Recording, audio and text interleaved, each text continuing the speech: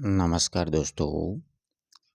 इस वीडियो में अपन लोग आपकी छोटी लड़की एक ममता कालिया की एक कहानी जोड़ी गई है असिस्टेंट प्रोफेसर में।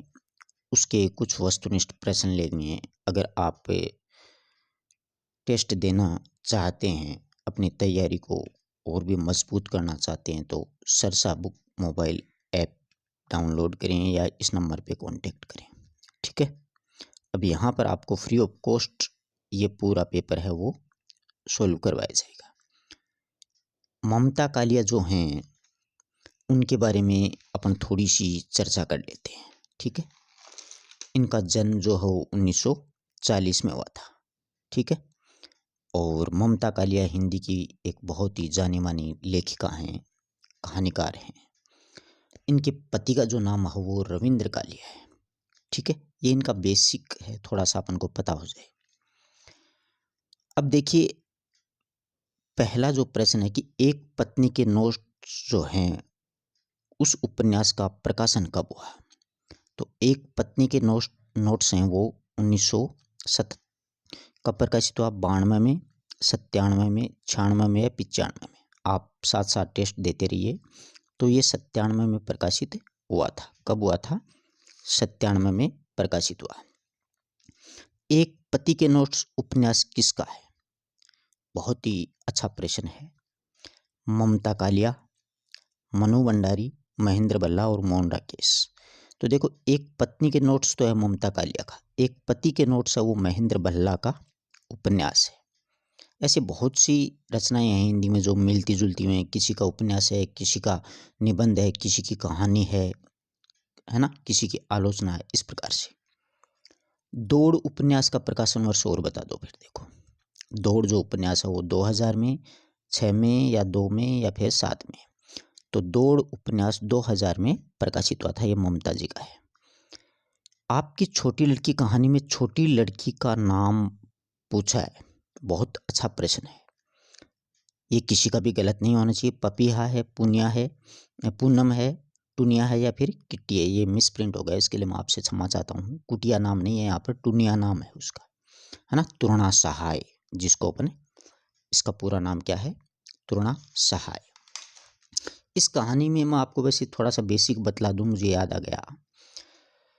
ये जो कहानी है इसकी मुख्य जो पात्र है वो टुनिया ही है। टुनिया का सही नाम अगर पूछा जाए तो तुरणा सहाय है। बड़ी बहन का नाम पपीहा सहाय है। और टुनिया है वो घर के सारे कामकाज करती रहती है। ठीक है। होनहार लड़की है वैसे। टुनिया सारे काम करती है। श्रेय सारे कामों का किसको मिलता है? बड़ी बहन को मिलता है। आपकी छोटी लड़की कहानी में टुनिया जो है उसकी उम्र पूछी। अब टुनिया की बहन का नाम पूछा है तो ये पपीहा है। उसकी बहन का नाम सही क्या है? पपीहा है। ठीक है। आगे बात समझ में। दूसरा, टुनिया का वास्तविक नाम क्या है? अब देखो, परीक्षा में ऐसे प्रश्न गलत होता है, जैसे करुणा सहाय, तुरणा सहाय, प्रणा सहाय, तन्वी सहाय, ऐसे दे देता है अगला। तो तुरणा ध्यान से पढ़ना। अपन क्या करते हैं, पहला शब्द छोड़ देते हैं और करना पढ़ देते हैं और इसको टिक लगा देते हैं। होता है ना ऐसा, जबकि ये गलत होता है।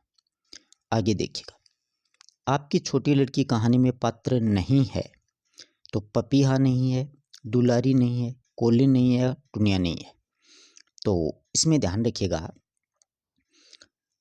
ये जो दुलारी है ना, पपीहा भी है, कोलिन उनकी घर की नौकरानी है, टुनिया मुख्य है, ये नहीं है उसकी पात्र, है ना। ध्यान रखना। आपकी छोटी लड़की कहानी का केंद्रीय पात्र कौन सा है? तो केंद्रीय पात्र टुनिया ही है इसकी। समझ रहे हो बात को? सारे कार्य का टुनिया ही करती है। अब टुनिया की उम्र पूछिए अपन से। टुनिया की उम्र कितनी है? तो कितनी है? 11 वर्ष है, 13 वर्ष है, 12 वर्ष है, 14 वर्ष है। तो टुनिया की उम्र है वो 13 वर्ष है। कितनी है? 13 वर्ष। टुनिया किस कक्षा में पढ़ती है? 5वीं में, 8वीं में, 10वीं में या 12वीं में? तो पढ़ाई तो आप लोग आराम से कर दोगे। 8वीं कक्षा में वो पढ़ती है। टुनिया की बहन पपीहा क्या काम करती है? अच्छा प्रश्न है। टुनिया की जो बहन है वो क्या काम करती है? पाल साहब के यहाँ जाकर के पापा को फ़ोन करना, डॉक्टर जगत्यानी जी के घर से पानी लाना, बाजार से सब्जी आदि खरीद कर लाना, या इनमें से कोई नहीं? इनमें से वो कोई भी कार्य नहीं करती है। वो तो सिर्फ अपने नाटक के संवाद हैं, नृत्य हैं, ऐसे काम करती है। पढ़ाई में इंटेलिजेंट है। आगे बात समझ में? आगे देखिएगा आप लोग, आगे प्रश्न अपने सामने आता है कि टुनिया के संबंध में कौन सा कथन असत्य है? तो टुनिया के संबंध में देखो, टुनिया तो 13 वर्ष पर लगी थी, 11 वर्ष की है, यानी हो गई 13 वर्ष की है, लगती है दुबली पतली है तो 11 वर्ष की। टुनिया बहुत दुबली पतली है। टुनिया पूरा दिन दर्पण के सामने सजती संवरती है। घर के सभी काम टुनिया ही करती है, तो वो दर्पण के सामने कभी सजती संवरती नहीं है। ये वाला असत्य कथन है। इस बात को आप लोग नोट किया करिए। टुनिया के घर के काम करने वाली महिला का क्या नाम है? अच्छा प्रश्न है। तो महिला का नाम आपको पता है, सनेचरी है या कामिनी है या अर्पणा है या फिर कोलिन है? तो कोलिन है उनके घर का काम करने वाली स्त्री। कोलिन बहुत अधिक पाउडर लगाती है, इसीलिए इसका नाम किसने पाउडर एंड कंपनी रख दिया है? तो ये नाम किसने रखा है? डॉक्टर जगत्यानी ने, टुनिया ने, देवराज ने या फिर पपिया ने? अच्छा प्रश्न है, गहराई में जाके पूरी कहानी पढ़ोगे तभी ये प्रश्न निकलेगा। देवराज नाम आएगा, कहानी पढ़ना एक जगह आप। इनमें से किस शहर का उल्लेख आपकी छोटी लड़की में हुआ है? ऐसा प्रश्न भी बन सकता है, अपन ध्यान नहीं देते। वाराणसी, काशी, जबलपुर, जयपुर। तो इस कहानी में जबलपुर का वर्णन हुआ है। जबलपुर से एक्चुअल में क्या होती है, टुनिया की एक चाची होती है, वो आती है और टुनिया को ले जाने के लिए, परंतु उसकी मम्मी है वो उसे नहीं जाने देती है। उस चाची का नाम भी परीक्षा में पूछा जा सकता है। माधुरी आंटी नाम करके एक जगह वर्णन आता है। आप लोग ध्यान से कहानी पढ़ोगे तो आप लोगों को समझ में आ जाएगा। आई बात समझ में? अच्छा प्रश्न है। टुनिया की दीदी पपिया किस कार्य में कुशल नहीं है? वो नृत्य में, घर के काम में, पढ़ाई में या फिर पेंटिंग में? अच्छा प्रश्न है, आराम से करने वाला प्रश्न है। घरेलू काम में वो काम करती नहीं है, पूरी अपनी लाइफ में चिल करती है। वो तो काम वाम तो वो करती नहीं है। वो तो संवाद है वो भी टुनिया पढ़ के सुनाती है। आप लोगों ने कहानी अगर नहीं पढ़ी है, डिस्क्रिप्शन में मैंने लिंक दिया है, आप लोग वीडियो सुनिएगा, आपको आनंद आ जाएगा। आपको सच बता रहा हूँ, बहुत शानदार, बहुत ही अच्छी कहानी है। सारा जीवन ही लेन देन है, ये कथन किसका है? सारा जीवन ही लेन देन है, ये कथन किसका है? अब इसमें टुनिया के पापा का, टुनिया की माँ का, टुनिया पपीहा का या फिर जगतायनी का? तो ये जो कथन है वो इनमें से किसका है? आप लोग आराम से सोच समझ करके इसका जवाब देना। किसका है? ये जो कथन है वो है टुनिया के पापा का। दूसरा प्रश्न है कि तुम्हारा तो सारा जीवन ही लेन देन है, ये कथन किसका है? ये कथन है वो टुनिया की माँ का है। किसका आता है? टुनिया की माँ का, कि तुम्हारा तो सारा जो जीवन है वो लेन देन ही है। रेडियो में वे कलाकार आते हैं जो मंच या फिर टीवी में अयोग्य सिद्ध हो जाते हैं। रेडियो तीसरी श्रेणी की प्रतिभाओं के लिए, ये कथन किसका है? बहुत अच्छा प्रश्न है ये भी। ये है टुनिया के पापा जी का। वो तीसरे दर्जे को मानता है रेडियो। अब देखो, अब बस शुरू हो गया है उनका जमाना, अब रिकॉर्ड जल्दी नहीं रुकने वाला। ये कथन मतलब किसका है? बहुत ही शानदार, बहुत ही अच्छा प्रश्न है। ये जो कथन है वो टुनिया के पापा का है। टुनिया की मम्मी शुरू हो जाती है ना, उस वक्त टुनिया के पापा जी बोलते हैं। आगे देखो, चले गए सबके सब चले गए, 6 बेटे पैदा किए थे, 6 चले गए, ये कथन किसका है? बहुत अच्छा प्रश्न है। टुनिया के पापा, टुनिया की माँ, पड़ोसन का या फिर जगतायनी का? तो ये टुनिया की माँ का कथन है कि मेरे 6 बेटे हुए थे, सबके सब चले गए।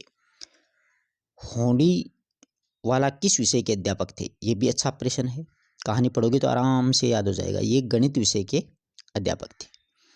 किस डिग्री के छात्र संडास टिकट कलेक्टर की डिग्री कहते हैं? यानी कौन सी ऐसी डिग्री थी जिसको छात्र हैं वो संडास टिकट कलेक्टर कहते थे? अच्छा प्रश्न है, पूरी कहानी पढ़ना। एसटीसी की डिग्री को वो कहते थे। किसको? एसटीसी की डिग्री को। बड़े साहित्यकार का न केवल दिमाग वरन पैर भी बड़े होते हैं, ये कौन सोचता है इस प्रकार की बात कि भाई बड़े साहित्यकार होते हैं, उसका दिमाग ही बड़ा नहीं, उसके पैर भी बड़े होते हैं? ये ऐसी बातें कौन सोचता है? टुनिया सोचती है, पपीहा सोचती है, कोलिन या फिर प्रिंस? तो ये जो बात है वो टुनिया सोचती है, क्योंकि बच्ची होती है ना, तो बच्चों का दिमाग का पूरा विकास नहीं हो पाता है, इसलिए वो काल्पनिक दुनिया में जीते हैं।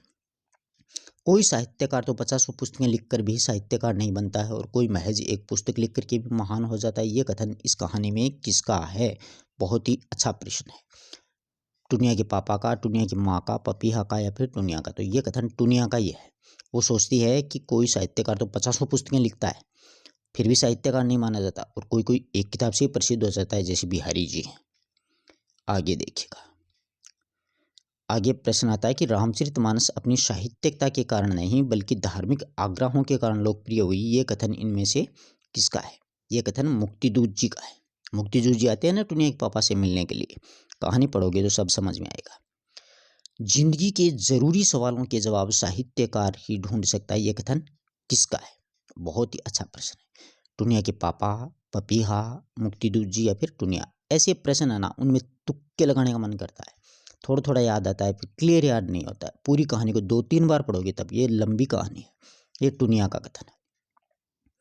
अरे अब तो ये सदावर्त बंद करो, आज की दुनिया में किसी का नहीं, क्या मिला तुम्हें मर मर के?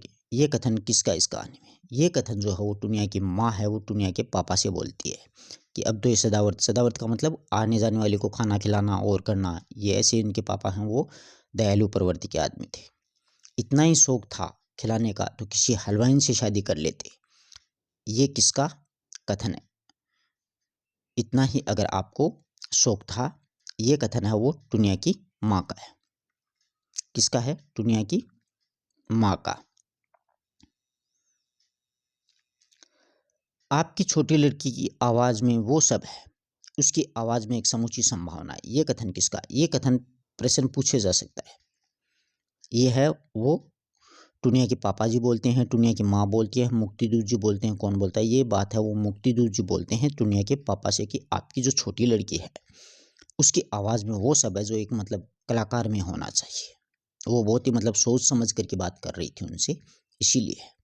परंतु घर वाले हैं ना, वो इस चीज़ को तवज्जो नहीं देते। समझ रहे हो बात को? जैसे आप घर वालों को कहोगे कि मैं असिस्टेंट प्रोफेसर की तैयारी कर रहा हूँ, नहीं नहीं नहीं नहीं, तू ऐसा कर, तू पशु परिचर के लग जा बस। असिस्टेंट वाला तेरे में बस का सौदा नहीं है। ये दबा देते हैं प्रतिभा को स्टूडेंट की, अपने बच्चों की। होता है ना, जैसे 12वीं पास करते ही सबको डॉक्टर और IITN नज़र आते हैं अपने बच्चों में, जबकि होता ऐसा बहुत कम है। तो आपको प्रश्न अच्छे लगे तो वीडियो को शेयर कर दें और एक शानदार कमेंट भी कर दें, जिससे और भी लोग प्रभावित हों। दूसरी बात, कहानी नहीं सुनी है तो आप प्लेलिस्ट में से सुन लें और अपना टेलीग्राम चैनल है, उसका लिंक डिस्क्रिप्शन में है, हिंदी साहित्य मंच, उससे सुन लें। धन्यवाद दोस्तों।